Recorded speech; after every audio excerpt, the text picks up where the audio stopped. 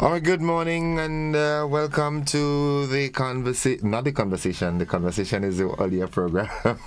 I haven't been in this for so long, but welcome to the point this morning. Of course, with the co-host. Usually, GT is here, but GT is not here, so he's hosting this morning. I'm co-hosting with none other than His Excellency, Mr. Sylvan McIntyre. How are you doing, bro? I am doing good. I am extremely blessed. I'm happy to be in the land of the living, doing well, and providing service to Grenada, Carriacou, Pitimani, and the rest of the Eastern Caribbean. Yeah, that's who you are. You're a service provider. You're a service-oriented guy. Give selflessly. That's what keeps me going. Yeah, and it keeps you young too. I don't know, but I mean, yeah. It keeps you young too. Yeah. I'd like to continue where you all left out last week, concentrating on the passage of Beryl, especially with the folks on the Sister Isles of Carriacou and Pitimatnik, and also the north of Grenada to an extent. You had some unfinished business last week, but the week has passed. In your assessments and evaluations and so forth, how have things been progressing in Carriacou and Pitimatnik? Yeah. So I just wish to give praise and thanks to the Almighty, because there are some of us who are in the kingdom for such a time like this. Mm-hmm. And I have no regrets that I'm in the kingdom. I'm in a position that I could continue to render help and service to the island in a time when it is most needed. And I wish to also premise this against the backdrop that during and immediately after the passage of Beryl, there was a request for my inquiry of my availability to assist other islands that were affected. Mm-hmm. And understanding we are impacted, we are recovering, I didn't think ethically and morally it would have been right for me, despite I was going to be paid for it. I decided to put, my country beyond finance and money. Home first. And I decided I'm going to stick around and assist as far as I could. And I have no regrets doing that. The Lord has given me the strength, the ability, the knowledge, and the experience to contribute. And I find pleasure in doing that. This is what keeps me going. And if you see I'm getting younger, that's what keeps me looking younger. My service to humanity. And Grenada, Carriacou, Pitimatnik, I just want to say when you say thanks again, that every thank you is about $1 million. So I am a millionaire, definitely. Because there may be there are lots and lots of people who have been expressing gratitude. I walked into the Spiceland Mall yesterday, and as a woman was walking out, she said, "Thank you for your sterling service, ever so good." And I said, "Thank you, ma'am, you're welcome." And we're continuing from where we left off last week, Carriacou and Pitimatnik, the response to Beryl. I was up again this weekend. So I've been in Carriacou from since. Beryl impacted on the 1st of July. And I just want to report that there is progress, marked progress, very visible progress. And I just want to say to the people of St. Patrick's, the people of Carriacou and Pitimatnik and the other parts of Grenada affected, that there is a huge spotlight at the end of the tunnel. And it's solar energized. So even if the commercial power is off, that light at the tunnel will continue to shine on. I like how you put this. It's solar energized. Yes. So, yeah. Okay. So it's gonna keep coming. It's gonna keep coming. The people I know they do have quite enough to eat. Maybe too much now. Food and drinks. Water is still not the greatest of the issues, because we do have pipe-borne water, desal water produced by Nawasa, thank you very much again for your beyond the call for the service in Carriacou and the PT Matnik. And Samaritan's Post, they should have left, are leaving just as we speak. Today? Over the weekend. And they provided sterling service in terms of desaling water to the people as well. And Wall Country Kitchen, they've been providing hot meals and so on across, so people could have walked on the street in Carriacou or Petit Matnik and just pull up. Whether you're walking, you're home chilling or otherwise, you are going to be given some food. And that contribution, we can't pay too much for that. For the WFP, USAID, UN Women, the what you call the Hats and Hands people who've been around, the UNDAC, UN UNDAC on the ground, all of these international agencies and our locals, the local Red Cross chapter, the Youth Emergency Action people, the Caritas folks I have seen on the ground making their contribution, going beyond. There is a group from the Yattas. Joanna, if you're listening, hats off to you and that community of boaters and so forth. They came together and she's been leading the charge up there, getting food and getting stuff to the people who've been stuck in the mangrove, the people on the yacht, sometimes on the boats that sometimes seems to be neglected or forgotten. They had a community. And not just that they were looked after, but they were connecting other people from the other islands to bring relief to the islands. And that, again, we cannot pay too much. So let me just take the leverage on behalf of all of us in Grenada, Carriacou, Petit Matnik. I know the government has expressed its gratitude, but personally I want to say thanks to just about everybody who's been making this happen. And as we speak, there are people who are still in shelter, and they still need our support to get them out of shelter. But later, as we expand in this program, what I want to do is premise this against where we came from with Hurricane Ivan, Emily, now Beryl, how we treated with that, how the response process has taken us to the point where we are, and what we should look forward to. The mere fact that we are also facing, it's a hyperactive hurricane season. Remember we said that earlier. Yeah, very, very beyond the norm. Yeah, it's living up to its expectation. And as we speak, we know we do have threats of tropical system outside there looming on the horizon that will affect us in a matter of days. We're not saying that there's a direct line, according to the meteorologists, to Grenada at this point. But once there's a system out there, whether we get directly impacted or not, the countries of the Caribbean that were not hit by Beryl, they are affected because they have to send things to us. Yeah. Remittances from across the diaspora that probably is slowed up, or people have to dig deeper to send things. Material building will start getting scarce, and you know what? The vultures, price gouging and so on will happen because people are putting astronomical cost on material things that they know people would need, and they just make a steal out of that. Having said so, there are electricians and plumbers and carpenters and even people who are putting tarpaulins up. They're charging people. And they're charging them high cost for them. Somebody came across and a woman said they just pulled a couple of tarpaulin, $300. There was one case that was put, somebody said $1,000 something to put up some tarpaulin. I mean, it is really, really disheartening to hear what people do under these trying circumstances. So, before we end the program, I would want to lend some words of encouragement and to have people stay focused. I think you can't pay too much for experience. And while people were very anxious, nervous about where the future was going to go, because last night I was having a conversation with some people, and I was saying, I've been through this so many times, I know and I have an angle and idea as to where we're going to go. But when you wake up, or you sit around and watch all that you ever worked for just vanish before your eyes, and you look at a country that was so beautiful and it looked like a massive dump heap, it gives you a sense of what? Desolation, desperation, little or no hope. We're gone. Yeah. Having said that, last night I was speaking with a very prominent kayak, I'll refer to him as that, is my brother, Leftist. Right, Leftist. I mean, I have to shout him out as well. Yeah. Leftist has been given, we came down on the vessel, I think, on Saturday together, I thought he was coming to compete. I said, "You're going to compete, man?" No. He said, "I said, well, it's good to see you take a time off." Leftist has been in the storeroom with us in the warehouse up in Natma, up there, from day one. Yeah. And despite he was trained in damage assessment and needs analysis, Leftist found himself in the middle, day and night, handling the process of distribution. Thank you, sir.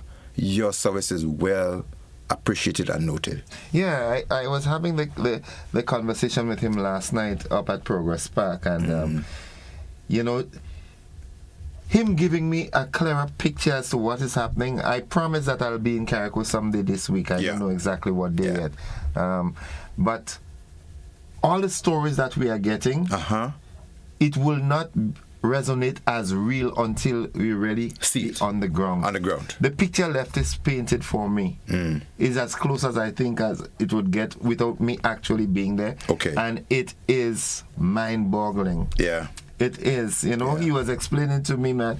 He said, man, we were into farming and all our mango trees were laden with fruits. Yeah. And they were gone. But I had some, eh? You had some mangoes? Yeah, those that fell.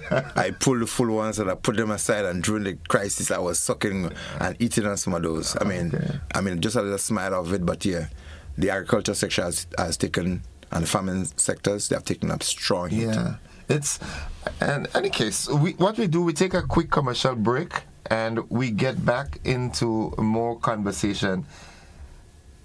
Carriacou Pinimatnik, as Leftist said, and I believe Leftist when he speaks, he says, we are going to build back better. Yeah, well, we're going to talk about that too. Yeah. As a whole, we can do that. Last week, we had limited time. We gave the callers less time. I think we're going to give them a bit more time this week to call in, but we want them to be very on point so we could get as much contribution and meaningful towards what's happening. Yeah. Okay, folks, we take a quick commercial break. We'll be back. This is To The Point.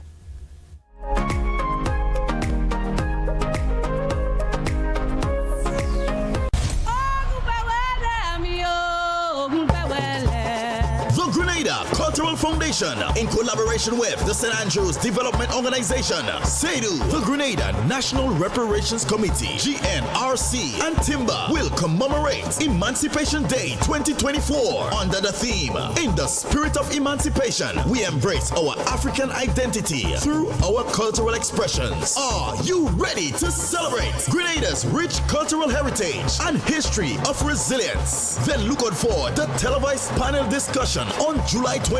Proudly don your African wear on August 1st and join the Liberation and Ancestral Freedom March from the Old Public Library to the Market Square starting at 11 a.m. Then we complete the day at the Spice Baskets and witness the reenactments of the proclamation together with our cultural presentations. And finally, look out for the continuation of the activities in Grenville on August 5th with a parade from Pearls to Grenville at 3 p.m. and the Flambeau Walk from Canal Road at 6:30 p.m. Mark your calendars and get ready to join us in celebrating Grenada's emancipation with pride and joy. See you there.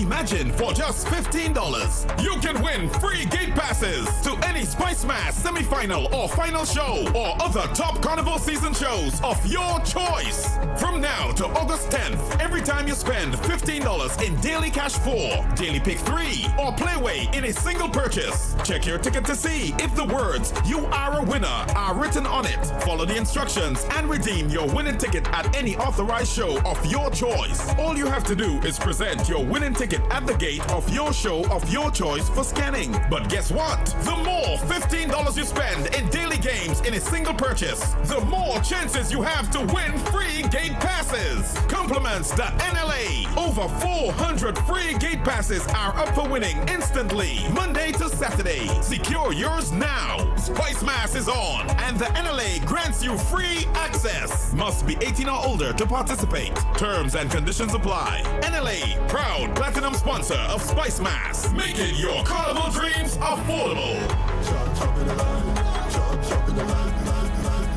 Fly the Jones, Switch, it's Lava Man. It's all about spice up the Carnival Soca Mona competition. It starts on the 26th of July. It's going to go on to the 2nd of August, then the 9th for the finals.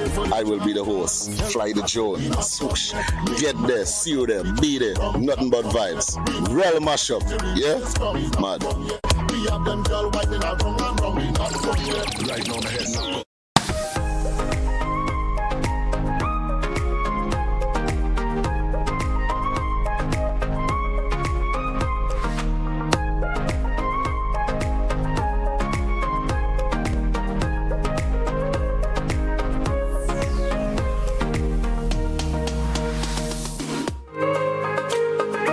Welcome back, viewers and listeners, to The Point, and Mr. Sylvan McIntyre, of course, with us as usual.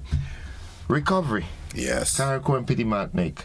What are some of the key points that we must pay attention to in the recovery process? Yeah. So before we actually hit the recovery, I just want to remind people of the phases of a disaster cycle.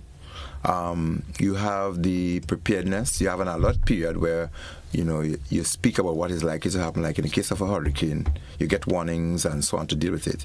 You have your preparedness measures that you put in before the thing actually happened. And then something happened. And you mount a response to what has happened. So the response, taking emergency responders and various sectors respond to it. Now, once you respond, there is the rehabilitation process. So rehab simply means now you're trying to get back things as close to near normal as possible. You put people into shelters, you give them things that they were not used to, but just try to make do for the time. That is a rehabilitation, trying to get your mindset, all of that.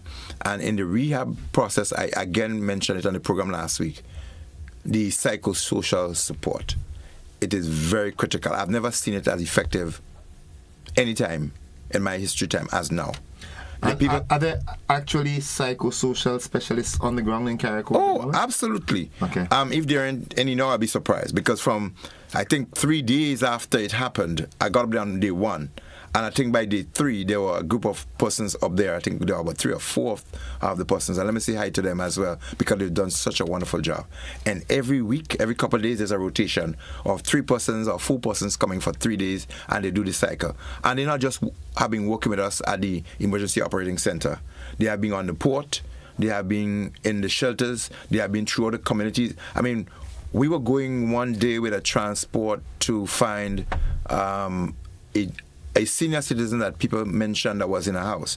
So we were going to look after this guy, to speak to him and hope we could have coerced him into getting out of his condition. And on our way, one of the counselors spotted a young lady sitting on the roadside. And because of her training, she understood what she was picking up was not normal. Those were the signs they are trained to pick up. And we stopped. And she got off the transport and she gave me a sign. And she said, Mr. McIntyre, y'all just go ahead. And she sat with that woman on the roadside on a bridge. And that woman opened up to her. That lady, she was in tears because she could not have dealt with what was happening to her. On the street. And we went off, we left her there, we came back, she spoke to her, she got the contact and everything else, and there was another lady who was there and she needed transport because she wanted to get out and get to a plane to get to America. We put her on our transport and everything, we got out, and it's just to show the depth of the involvement of this psychosocial support team. I want to put on record a splendid job they've done. They never found it was too late, they never found that the task was too much for them. They were always pleasant and happy to do what they were doing, and they were one of the better groups in terms of the response to that entire situation. From your assessment, you've been involved in this thing for eons. That's your life. Yeah. That's who you are. In your assessment up there, what are some of the things you think that are needed that you are not seeing in Carriacou and Pity Martinique? We can speak about that because we're speaking about the recovery process. A lot has been done. People had a lot of much, maybe too much to eat and drink or otherwise. They've had a lot of tarpaulin. They've had water and everything else. But when you look at the physiological needs in general, what people need, they now need shelter. They need a place that they can call their own. And so we need the psychosocial support to be continuing. That must continue. So it's not lacking technically. Because in essence, you need to get the people to understand, hey, it's a process to get you back to that place. Absolutely. So don't jump ahead and right away want it back. Right. So what we need to see a bit more is a structured approach into the rehabilitation, recovery, and then we're going to go into reconstruction. I was given the phases. So we get into rehabilitation, reconstruction, and then we're going to go into, the rehab, the recovery, and then we're going to reconstruction, the last phase. So as we move to that point where people now figure, well, I have things to eat. They send clothes and everything for us as well, because I can tell a lot of clothes came. And people are saying they've been seeing Shein, and they've been seeing Marks and Spencer's, they've been seeing the JC Penney's and Walmart. All of that were in Carriacou and Petit Martinique, because people are being so generous. But the point is, as people want to come out of their shells from in somebody's place, from in a shelter. Where do I go? Where do I go? What we need to see a bit more is a structured approach in, one, the people whose house isn't so severely damaged, to first have a structured tarpaulin installation team to help these people get this temporary cover. The next structured approach should be the people who are so not damaged, but you can find material to help them repair. There should be structured repair teams going around systematically doing that. And the third section is that more prominent housing assessment identification process, we need to be able to see that a bit more visibly, more conspicuous in many cases, that there's a system and there's a structure. Because as you speak to people, there are a lot of them who may tell you they're not feeling a sense of that kind of a support and hope. But I want to say in the middle of all of this, though, that in a crisis as bad as the one we are in, everybody will not get help at the same time. Yeah. And regardless of how effective a system is, there will be people who the system will miss. I know people who are saying 19 years, 10 months plus they're on, that they've not had anything from Hurricane Ivan yet. People still vex with me and say, Mr. McIntyre, you ain't giving me nothing from Hurricane Ivan yet. The point is that when it's so bad, the system will miss some people. Yeah. And everybody cannot get help at the same time, but everybody wants help at the same time. But people have to understand that you need to trust the system, that there's a foundation, there's a structure that you have to build on and walk it through. And even if you did not get now, your time is coming. In the early stage, there was this chaos, and we created the organization within the chaos.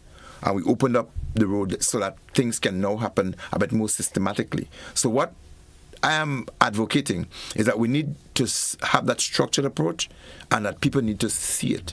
Okay. And people must know in the chain of assistance, I am number 17, 20 or otherwise. That gives you some way of some hope and some way of planning and organizing your own life. Because as I was saying earlier, people want to know, I can get back into some level of prominence, I can have my home rebuilt, or I can get some compensation for my house that was insured.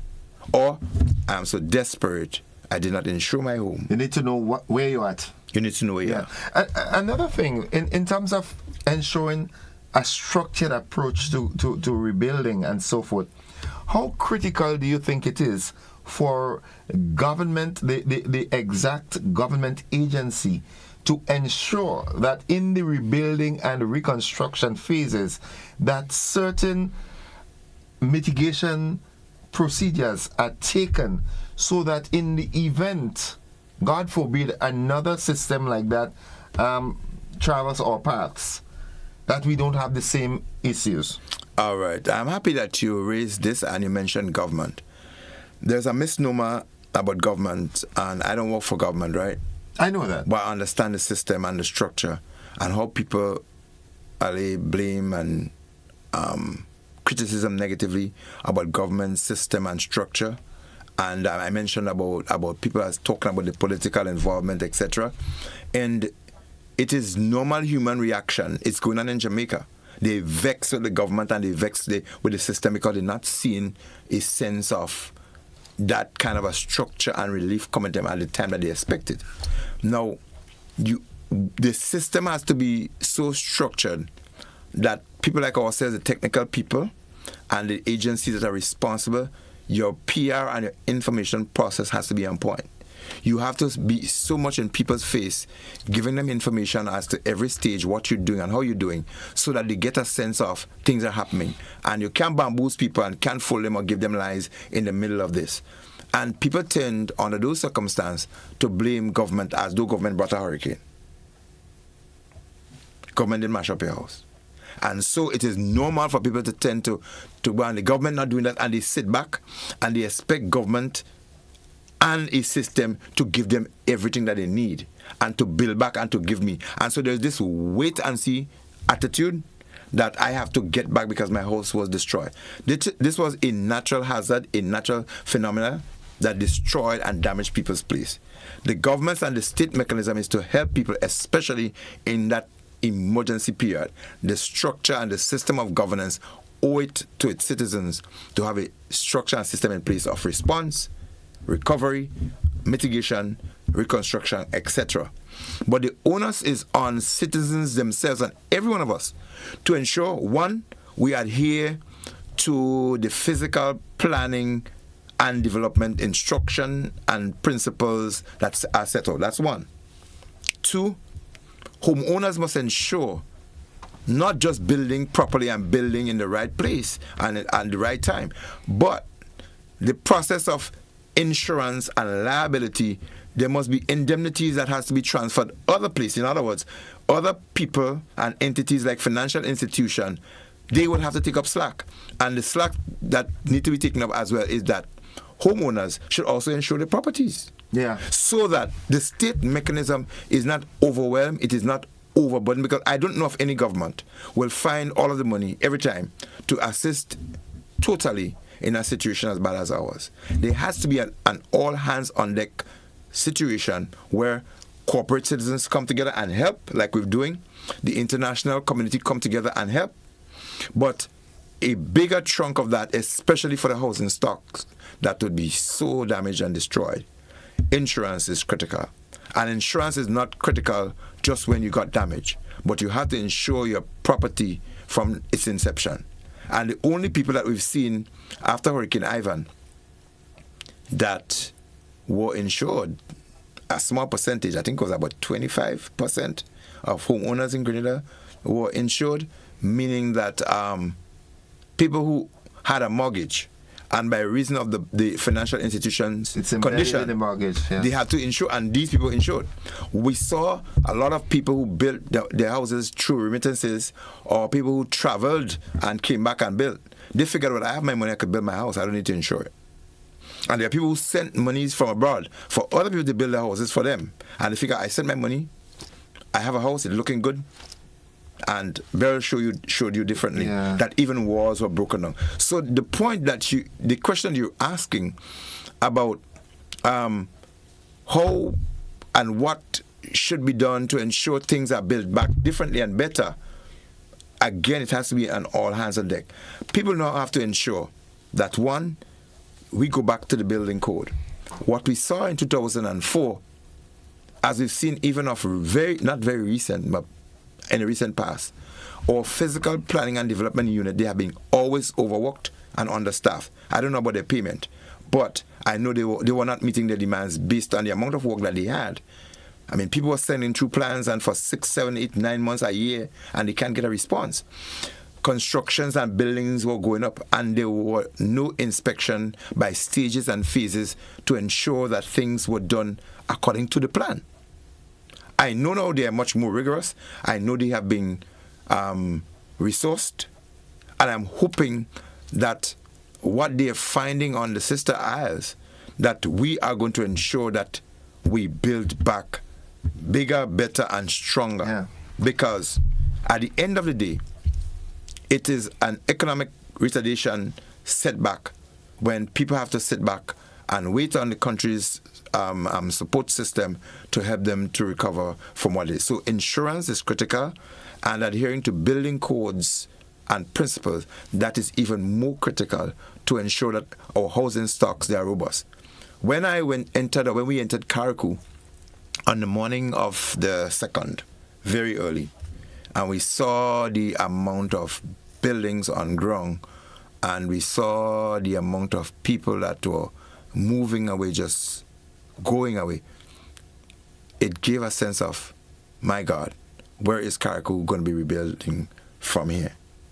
And we know that we're going to see a different Carriacou that we've seen a different Grenada. And when the minister said then to us that he believed that 98% plus of the houses were destroyed or damaged, and I was like, oh wow. But in the midst of all of this, we were able to drive around and find buildings that were properly built, stood up, just had little scars on them, and they resisted Category 4 hurricane. What am I saying? I am saying that it is very possible to build even wooden houses to withstand Category 4 hurricanes. But you must adhere to the rules and the guidelines from the planning division. Absolutely. And I can tell you, even during Hurricane Ivan period, 2004, we were not short of the proper instrument to build. The CrossQ, as the Caribbean building standards for quality and so forth, that Grenada's physical planning is a party to. The standards for the Caribbean, they're not lacking tremendously or in a massive way that will affect our building standards. They're sufficient, they're good. It's like most instruments that we have in Grenada, they're on the shelf, they're not looked after, and our enforcement policy and standard, it is not there.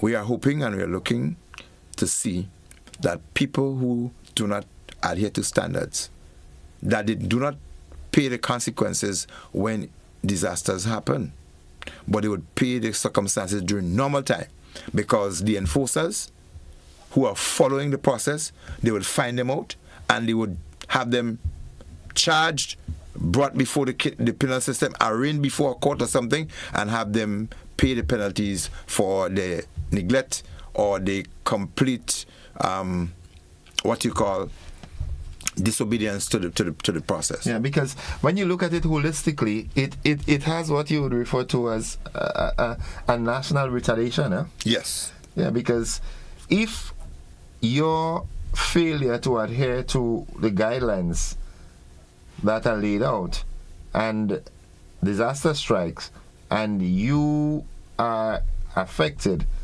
then obviously, in as much as it might not be the government's sole main purpose to get you back up, but then of course governments will attempt to come to the aid of citizens. Well, government should go to the aid of citizens by reason of their employment. The politicians are employed by the state mechanism, by us, and they owe it to us to ensure that they come out in any way, large or small, to give some support. The people will not forgive if that does not happen, I can tell you. We need to take a commercial break. When we come back, we'd like to open the lines a bit. Yes. Yeah, we would want to get pointers, more, but we open up the line and open the lines. It's 25 minutes on to 10 o'clock. We take a commercial break. We'll be back. This is To The Point.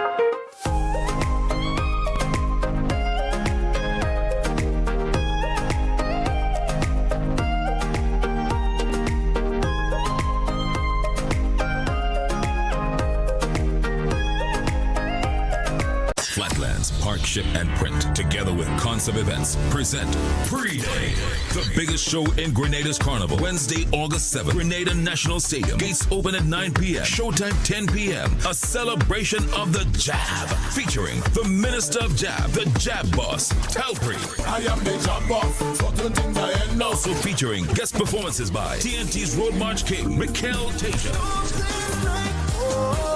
Nadia Batson, and Sass. Cohen Dubois, Problem Child, Lil Rick, Med Pipe and Status, Lyrical, now I don't know how to function. Busways, Boise, Lava Man, Vaughn, Terror, The Governor, Skinny Banter, Super Fly and Flip, Muddy, and Squeeze Head, Temper's Dash, and a whole lot more. Also, a special surprise guest. All early bird tickets are sold out. Get your $100 regular tickets right now, and also get your VIP $600 tickets. It is the biggest event to touch down this Carnival 2024. Pre-day. We all got our families to protect, and it means that we got to protect our communities. Let's stop the gun violence. The amnesty expires on July 30th. The truth is, we all tend to suffer. No one gains, we all lose. The families are affected, churches are affected, communities are affected. Let us put on the guns and the weapons. Let us unite. Let us build a better Grenada. I am Dylan Felix, Barcelona Olympia 1992. Peace out. The gun amnesty remains in effect until July 30th. A message from the Ministry of National Security. Fly the Jones Switch, it's Lava Man. It's all about Spice Up the Carnage Soca Mona competition. It starts on the 26th of July. It's going to go on to the 2nd of August, then the 9th for the finals. I will be the host. Fly the Jones Switch. Get there, see you there, be there. Nothing but vibes. Real mashup, yeah? Mad. We have them girl whining around and round me, not from there. Right on the head.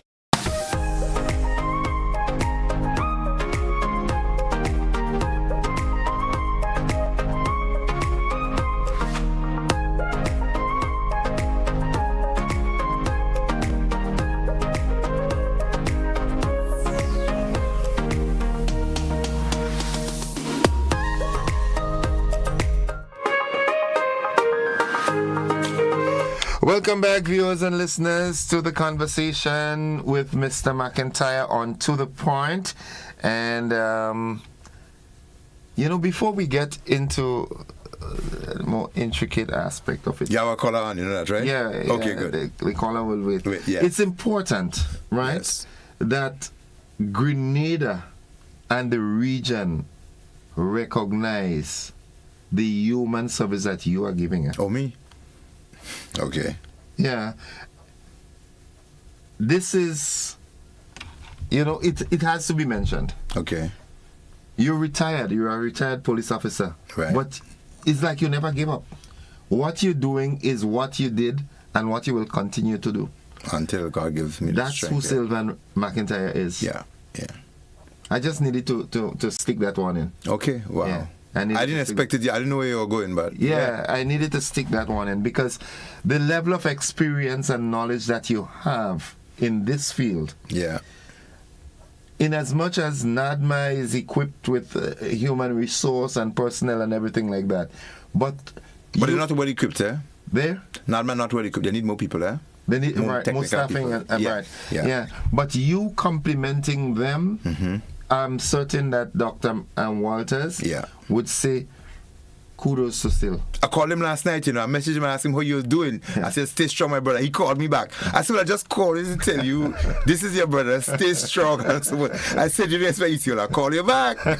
I said, no, I just want to give you a little bit of blessing to continue, staying. I said, you get time to rest? And he told me, yeah, Mac, on Sundays I take a little time down. I said, this is one of the reasons I call you back, to encourage you to the process and to, give you that extended support of going through this because we're going to come through this together. Yeah. So I called my brother last night. That in itself is exemplary. Thank you. It is. Amen. So what do we do? Do we open the lines now? We can take a caller. Yes. Okay. Caller, welcome. Good morning. Good morning, gentlemen. No, Ivan and Burial. All them building what been in the old time days gone by in terms of slavery time. Stand up strong, Even modern building what will this time what really get mashed down. Want to check it out. All them stone building what they build up in all the different parishes and all the parts of Grenada. Stay strong. And the modern building what man build modernized now, they're not coming up. Okay. Right. Well, I respect your contribution, but I wish to say as well that my observation proved contrary.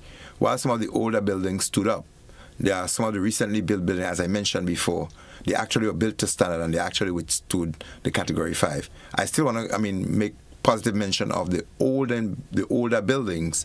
Some of them did stand up, but again, some did crumble because obviously the white climb and the other thing that eroded over the period of time. And it is not so much about even the material for which those structures were built, but even the design has a lot to do with it. Yes. The gable roof and those kind of a vent you have right under the roof that gives you the airspace for cooling, and also when you have tropical system, the pressure that is built in the roof goes out. It goes out through that. A lot of people don't understand that. Very early after the hurricane, Stanford Simon was here with me, and he was saying the importance of having some place open, so that it doesn't build depression and pop the roof. That's important. Yeah. We do have another caller. Good morning, caller. Welcome. Hi, good morning. Welcome to the program. Yeah, I want to endorse that statement you made about the gentleman there. I mean, from ever since I see him on TV and radio, he's always been a top man. You know, when you talk about top man, this gentleman there is a top man. And top men doesn't get the recognition that they're supposed to get. We know that, you know? But this man is a top man. Thank you. Okay, thank you. Wow, the caller just called to see that? Yeah, he just blessing. That is, you know, cool. It's important. It's very important that you know, as Rootsman Kelly said in song, give people their flowers before they die. Yeah. You know, take it now. Good morning, caller. Morning, Innocent. Welcome to the program. And morning, Mr. McIntyre. Yes, sir. One of the things I would like to support what you folks have been saying so far is to say that we need to base our response our going forward based on law, the rule of law. If we adhere to the rule of law, a lot of things could be prevented. And in that respect, ever since the change of administration, and even before, I've been advocating that we center our culture of disaster response, disaster mitigation within the Sendai framework. You had promised to really take on that very early, but you never. I think that if we help people to understand that there are certain things that could be done to minimize effect, and also to help people to understand that no matter if we stop polluting the environment through fossil fuel now, we will still continue to be threatened by that climate situation, because what we have done as a human race to the biosphere, the environment in general. So I think people need to understand that and not think that they could clear away these natural phenomena. These things will come on, but it will be affecting us more than it should because of our behavior. So that, for instance, people should be able to take administrations to court when they approve situation as has been done in Barbuda and in other places where, and I think even in Grenada, the land actors have a case based on the Six Senses, which Innocent highly support. And the project, I don't mean to support the case, and also Bolivara and so on. So we need to really come to our senses and decide we'll do what is proper regardless who is involved. All right? Thank you. Thank you. So Thank you. This call has been mentioned in the Sendai framework a few times very often, and I just want to reassure that I did take it on because the Sendai framework actually speaks of about 8 to 12 principles that states and governments need to do to ensure that there is a safer environment for people. And even what I'm doing is an aspect of the Sendai framework where it speaks of the information component. It speaks of food security. It speaks of access to information and disaster risk reduction initiative across sectors. So in a way, even if it's not mentioned, the Sendai framework, it is a guiding principle steps that nation across that are party to it. So it's implemented? It's implemented through a governance structure, governmental embedded structure. Even if it is not mentioned, but aspects and principles of it, they are embedded. Okay. Let's go back to the telephone line. Good morning, caller. Welcome. Good morning. How you doing? Good morning. We're good, welcome. You know, we spoke about, there was this guy on Facebook, I think it's in, I don't know, Carrick, I can't remember which part, but he spoke about his build that small little house, and with a gable roof. And his house destroyed, but that little house that is there for somebody, that little stood up. But I have a building where I used to do my trade. go through 3 hurricanes, right? And it stood up also too. Not even a galvanized off of that building. And it was a gable roof. So I built that gable roof with the proper eave. After Hurricane Janet, I think they built some houses in Grenada there with gable roofs, with small eaves. And they last a long, long time also too. So I think our builders, even though we can't build back major, we should try to focus on a gable roof with a small eave, because I do believe that they are designed for wind. Yeah. When I say. Okay. As you mentioned, gable roof, I rebuilt my roof after Hurricane Ivan. It was a smaller gable, but when I redesigned it, the engineer decided to do a massive hip roof.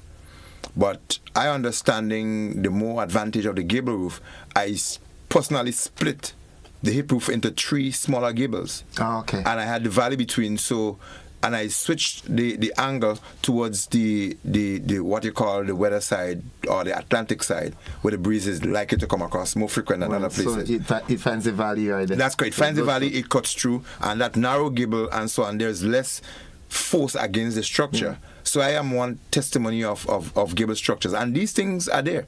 And if you look at it, the flat roof and those roofs that have the eave that's hanging out 2-3 feet, and people have them as an entire porch from which they are to shelter, these would leave leverage for hurricanes to lift roof. Yeah, more surface for it to impact. That's correct. Yeah. So we can do things differently. Well, we should. We should.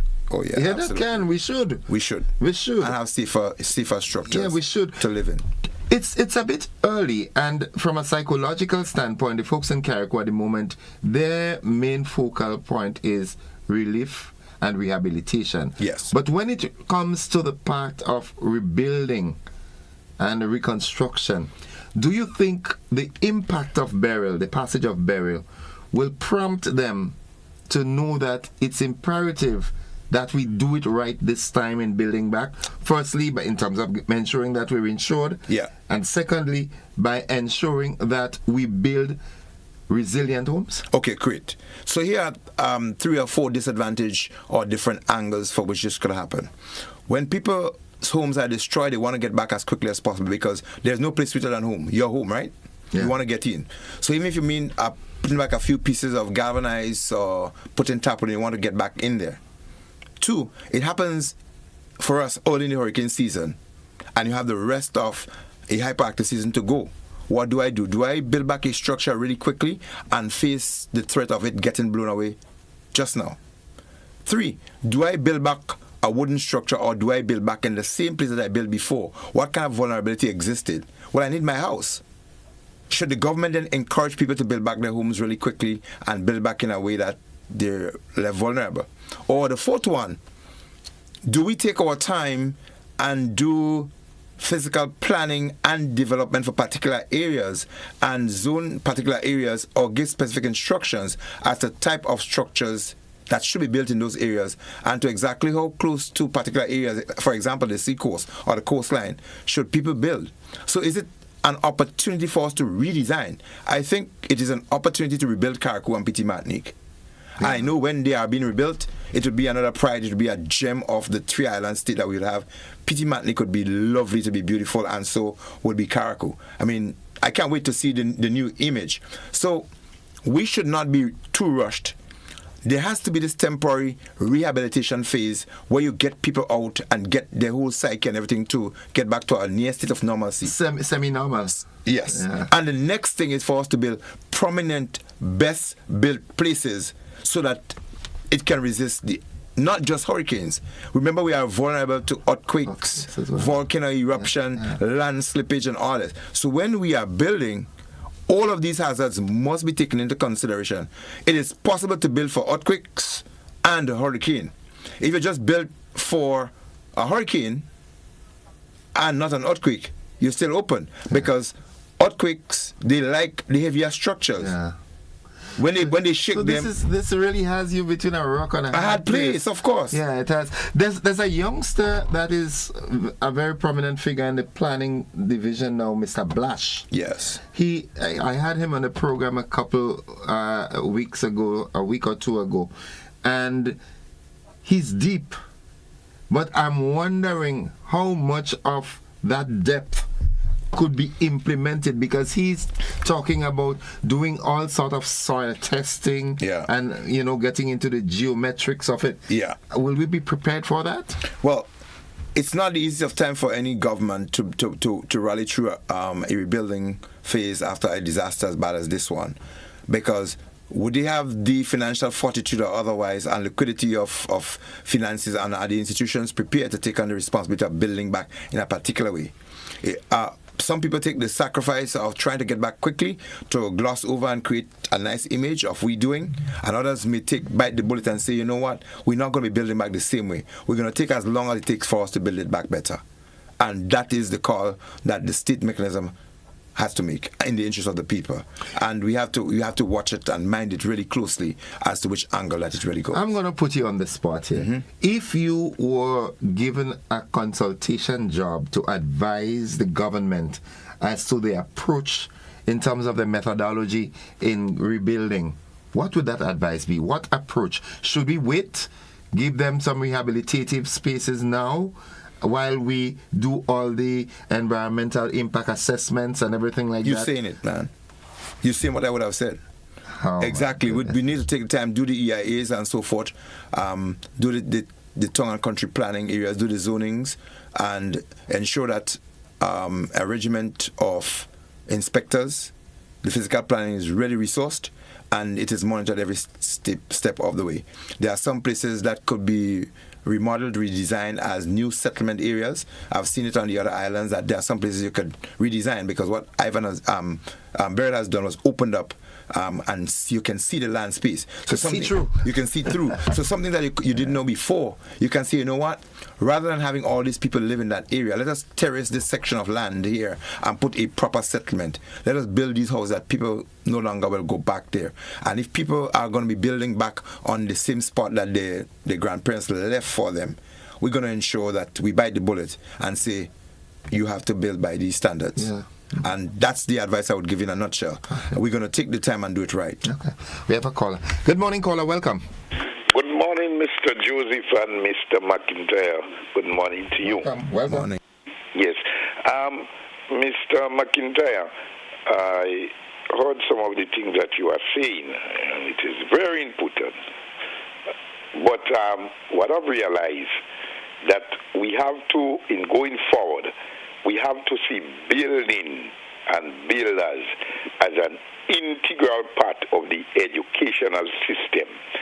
Building technology is being taught in school. Now, I strongly believe that contractors, builders, when you been given a plan of a building of a certain magnitude, I think it's about time that builders should show a license. Just as you have electricians are being licensed, builders should have a license, so that you know you have a certain educational level, you can understand, you can know the ins and outs. If you're doing a roof, why you do it like that, and things of that sort. In short, we have to see that the generation, the education aspect, that building should be something of a scientific nature, and not a man just going around with a hammer and a saw and he say yabila and he knock up something and he don't know what he is doing because he just following after monkey see, monkey do.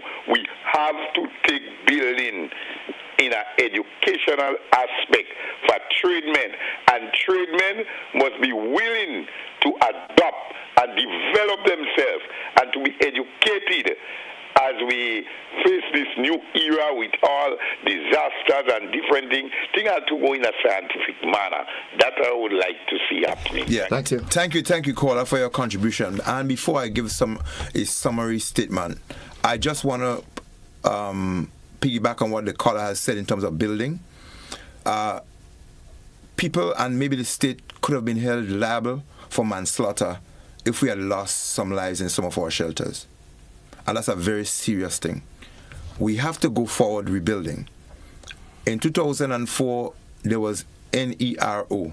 Nero, yes. Within 6 weeks after Hurricane Ivan, the name was changed to NADMA. That was one of the marked change. By October, 6 weeks later, Nero was changed to NADMA, understanding that we had to be comprehensive. Now, our buildings that are identified as emergency shelters, they must be categorized, they must be set by stages. There is no excuse for a building identified as an emergency shelter and it crumbles and people get caught in it. That's a formula for manslaughter by negligence. Going forward, I would love to see, and I think it should become standardized, that every building that is identified as an emergency shelter, on it must be written what category of hurricane, what level of hazard that this building is certified to withstand. Take, for instance, the Dover Government School. Yeah. That building crumbled. Save there wasn't the library. Hundreds of people would have lost their lives in that building, and I hope it was not certified as an emergency shelter. This leads me to you see. I hope it was not, because had people, I mean, there was the hazard in there. Facing a Category 4 hurricane, people would be in a building that, if there was a tropical storm, it was going to crumble. And the vulnerability that exists around the environment, containers that could be flown around as a little box for a Category 4 hurricane, smash and roll into structures. Do we carry out the kind of inspection, and do we certify, and do we get our engineers, as the caller was saying, to be scientifically focused in saying that this building is certified to withstand a Category 1, 2, or 3? Therefore, people should not occupy a building certified for a Category 1. They should not be there for a Category 4. And we need to develop as we go through. We learn from our experiences. God has blessed us. We have lost a few lives, maybe about 5 in that on the islands. But one life is one too many to lose. And we're saying going forward, one of the things I would stand up to see that we do is that engineers and technical people put your careers on the line technically to ensure that the right thing is done for the safety of others. Or facilities identified as emergency shelters, they must be at a certain level, categorized, graded, written up. And if something happened to go wrong, then we can safely say that you blame the science. The science field does. Yeah, the science not field our negligence, not our human error and negligence thereof. This is another conversation that we would have when I say we here, the GBN and you, of course, because there are so many different aspects. This is looking for a whole lot of even administrative intervention. Of course. Administrative intervention that builders have to be certified. Yes. They have to be, and not just certified, but specified as well. So you don't have a mason going and do a carpenter work. Yeah. You don't have someone who's just a a carpenter that can nail up board and so forth, taking on construction. And you work with a fellow for a little while, and you decide to go on your own, and you call yourself a contractor. That's chaotic. It should not be allowed to happen. It needs administrative intervention. Yes. You know. Another thing but we're out of time. What I'm saying again, in my opinion, that's my opinion. You tell me if I'm wrong. You're the specialist there. It would be expensive, but there are some things that you just have to do. I do not subscribe to the theory that buildings should just be designated as a hurricane shelter. I would love to see us reach to that level where structures can be built and say this is a shelter. Purpose built. Or let's say the other way around. We can build our houses so well that we don't have to use shelters. Yes. You know, I would love to see that, but we're out of time, Mr. McIntyre. I just want to make one appeal though for someone, somebody who may have lost a wallet or a purse somewhere in the Grandlands area last evening. If you call me at 405-7451, it has some money in it. There was no ID, and I found it. So if somebody loses it, will be given under proper identification. So call me 405-7451 if you lost a wallet or a purse in the Grandlands area last night.